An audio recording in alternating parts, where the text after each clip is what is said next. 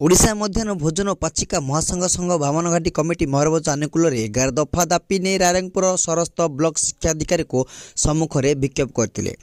दाबीगुड़िक मध्य तमिलनाडु राज्य सरकार निर्देशनामा अनुजाई ओडिशा मध्याह्न भोजन और पाचिका मान गणशिक्षा कर्मचारी मान्यता प्रदान कर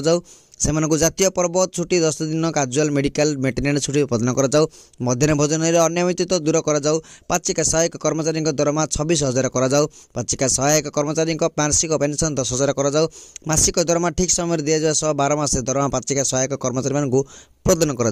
मध्याह्न भोजन में पाचिका सहायक मान अनैतिक अवसर मुक्ति कर विभिन्न दफा दाबी नहीं हाइकोर्टर निर्देश अनुसार मध्याह्न भोजन पाचिका सहायक मान 28 मासर बकाया पाउना पैठ कर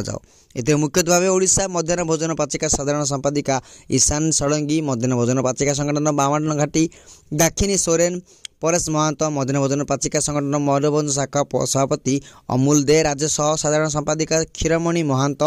जशीपुर पाचिका महासंघा सभानेत्री सुशीला पात्र बहलदा ब्लॉक सभानेत्री बिरजा मंडल और राज्य कमिटी सदस्य मध्याह्न भोजन पाचिका संगठन जयंत कुमार दास प्रमुख नेतृत्व नहीं यापर से दायीपत्र गोष्ठी शिक्षा अधिकारी कार्यालय प्रदान करते उक्त कार्यक्रम में बामनघाटी उपखंड समस्त पाचिका सहायक कर्मचारी जोग देते रायरंगपुर सामंत रिपोर्ट दिग्दर्शन न्यूज।